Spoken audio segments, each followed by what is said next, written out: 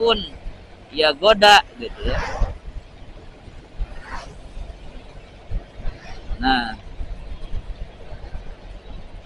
mungkin saja godaan atau gen yang diterapkan oleh iblis kepada kita itu yang selalu ada itu adalah rasa takaburnya. Mungkin dari iblis, coba saja ya Allah, nih sifat saya, kesombongan saya itu simpan dalam diri manusia akan sama seperti saya gitu. Menolak, tidak akan beriman kepada Allah. Coba apakah diuji seperti itu akan sanggup manusia? Gitu kan. Ternyata memang ketika seseorang memiliki kesombongan, takabur, merasa lebih baik dari orang lain, gitu ya, menganggap diri lain itu lebih lemah, makanya kan orang menghina yang lain itu, membuli orang lain karena dirinya merasa lebih baik dari orang tersebut. Gitu ya. Ada penyakit hati, kolbi di sana. Ya. Tidak mau mendengarkan nasihat, gitu ya. Nah ini juga dalam contoh dalam berdakwah, berceramah, gitu ya. Seseorang yang tidak membuka hatinya akan sulit, gitu ya. Akan sulit menerima dakwah dari orang lain karena dirinya itu merasa lebih tahu, gitu ya. Gitu, lebih tahu, lebih paham, bahkan karena orangnya, karena sih nyampaikan anak contoh saya nyampaikan materi teh, wah cerita mah padahal kan Ali bin Abi Thalib itu tak, kalau nggak salah Ali ya, kuat dari Ali ya, bukan hadis gitu ya. Anu ungdur makola watangdur mankola gitu ya. Lihatlah apa yang dikatakan, bukan siapa yang mengatakan. Nah, intinya siapapun yang mengatakannya gitu ya, terkait sharing ilmu, lihatlah ilmunya sendiri. Gitu, apakah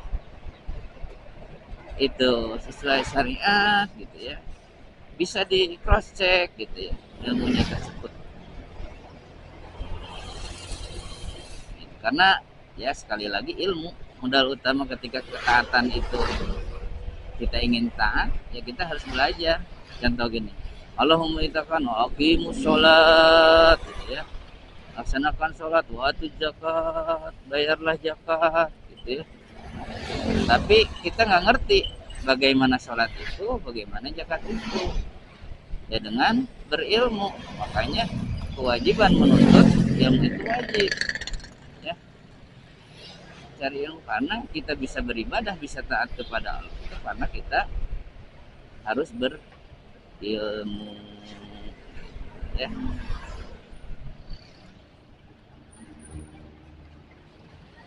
Oke, kita sudah sampai di Limbangan. Nah, itu kemudian untuk melihat faktor apa lagi sih dalam ketaatan itu ya yang bisa mempengaruhi ketaatan kita kepada Allah, yang menjadi godaan ya. Kita lihat kejadian yang selanjutnya, yaitu ketika Nabi Adam memakan buah kholdi. Karena Allah itu ya dalam perintahnya, jauhilah hadhis sajarah gitu ya, pohon ini jauhi katanya juga itu ya. Makanya dalam definisi takwa itu melaksanakan segala perintahnya, menjauhi segala larangannya. Karena larangan itu dijaluk, dicegah. Dalam maka jadilah kaidah usul fikih ad-dararu yujallu. Kemadaratan, bahaya itu harus dicegah. Dicegah itu ya menjauhi, mulai dari menjauhi. Untuk larangan Allah itu bukan melaksanakan saja, harus dimulai dari menjauhi.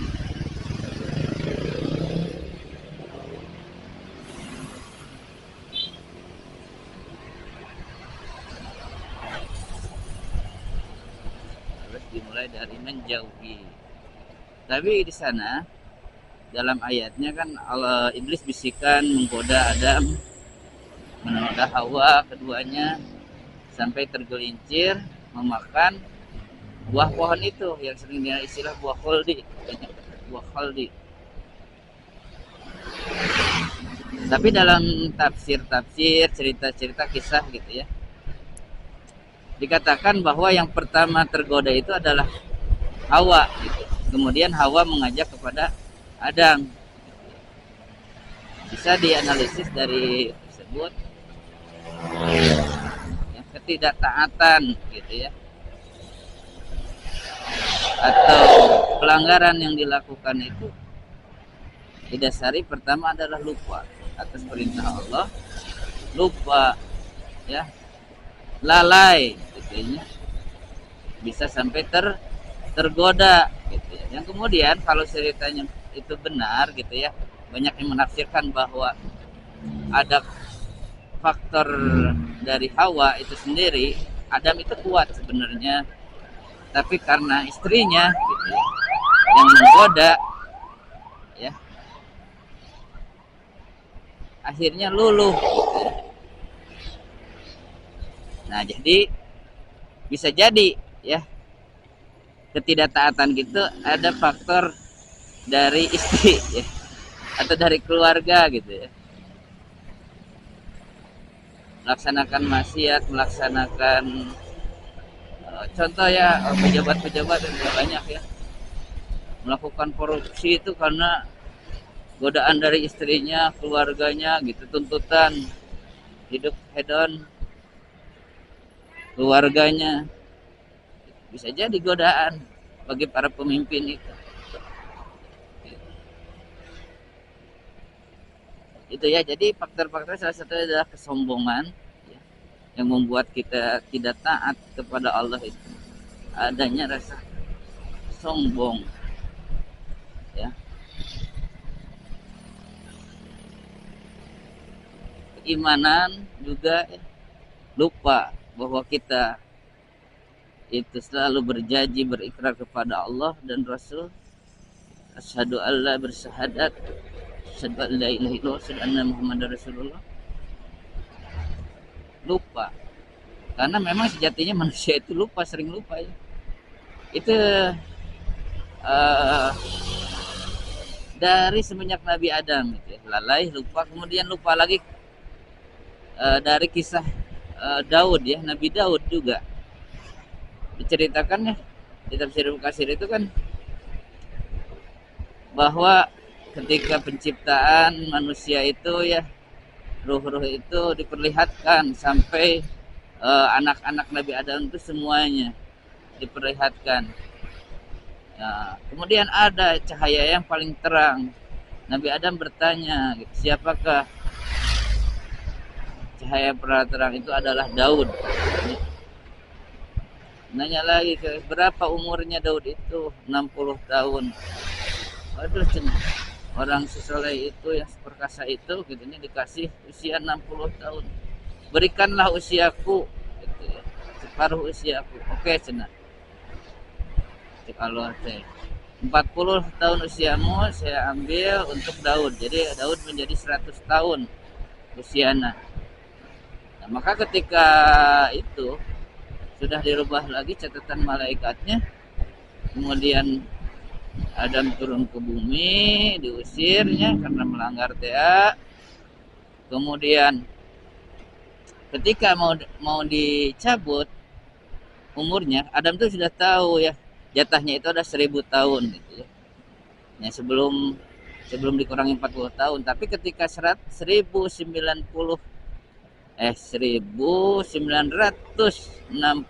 tahun, datanglah malaikat pencabut nyawa kepada Nabi Adam gitu ya.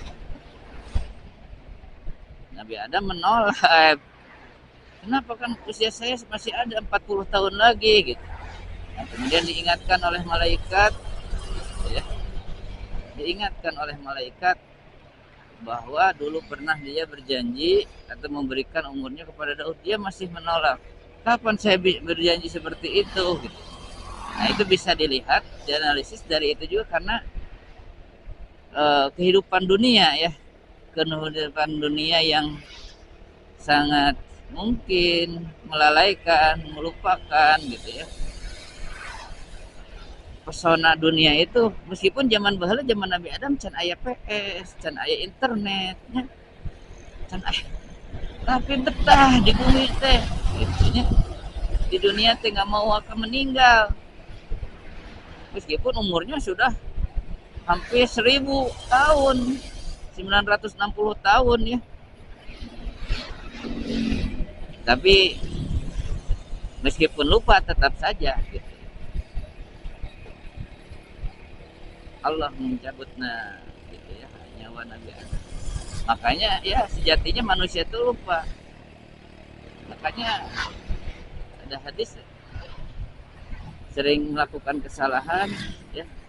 Tapi oke, kita jangan lupakan dulu dari kisah Nabi Adam yang sebelumnya yang melakukan pelanggaran ketidaktaatan. Nah, di cerita itu setelah Allah tegur kemudian menyadari Nabi Adam itu kesalahannya, dia bertobat gitu ya. Makanya dia diusir dari surga ke bumi ya, untuk turun ke bumi.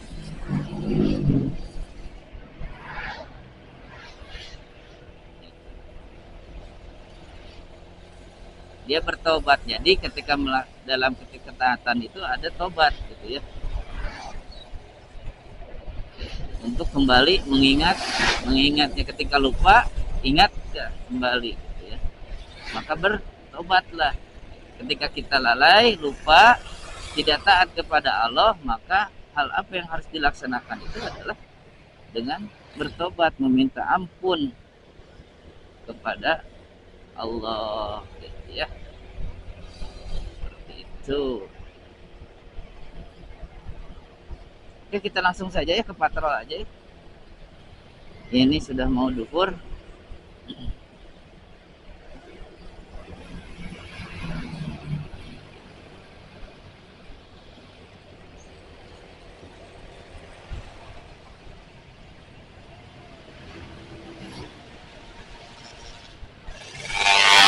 Atau ke sekolah dulu. Sekolah dulu aja ya. Masih setengah 12 nih. Nanti jam 1 acaranya. Ya, masih ada sejam setengah. Oke lah, kita ke sekolah dulu aja ya.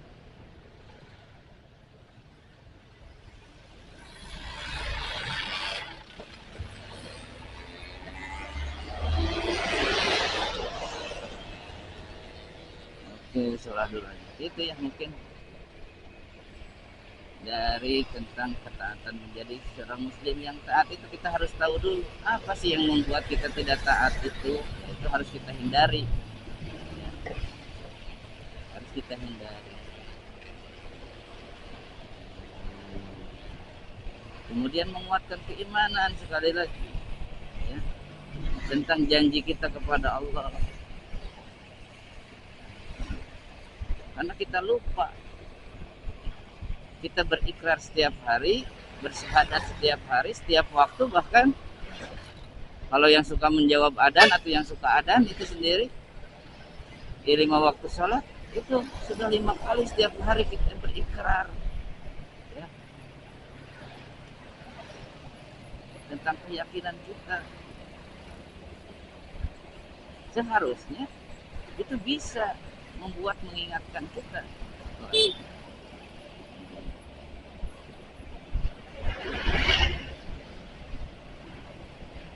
Mengingatkan kita untuk selalu taat kepada Allah, takwa kepada Allah, melaksanakan apa yang diperintahkan, menjauhi apa yang dilarangnya. Oke, ya itulah. Itu mungkin sekilas nanti untuk apa yang akan disampaikan kepada para tuan-tuan pemuda nanti di acara kajian dialogis. Nah, mungkin akan ada tambahan juga nanti, karena ini adalah kajian dialogis, saya pancing dengan pertanyaan, 2 pertanyaan untuk bisa didiskusikan, didialogiskan. Yaitu yang pertama adalah apa sih tantangannya nih bagi para pemuda pada hari ini yang membuat kita tidak taat itu, dan godaan-godaan apa saja sih Kemudian apa sih kiat-kiat gitu ya, yang harus dilakukan gitu ya untuk kita supaya tetap taat gitu ya, apa saja kiat-kiatnya. Oke, itu saja, mudah-mudahan bermanfaat untuk semuanya yang menyimak sampai akhir tentang materi menjadi muslim yang taat ya. Nah, makanya kenapa saya kasih judul mencoba menjadi muslim yang taat. Kenapa saya pakai awalannya mencoba? Karena kita adalah proses ikhtiar. Beribadah kepada Allah ini adalah ikhtiar, ketawakalan kita kepada Allah, berikhtiar, mencoba, berusaha gitu ya. Karena sekali lagi, apalagi dalam hal ibadah itu tentu saja godaan selalu ada. Selalu ada. Makanya la tahzan, jangan bersedih. Tetap semangat untuk melaksanakan, untuk bertakwa kepada Allah, jangan bersedih gitu ya. Berdoalah kepada Allah supaya ya kita bisa beribadah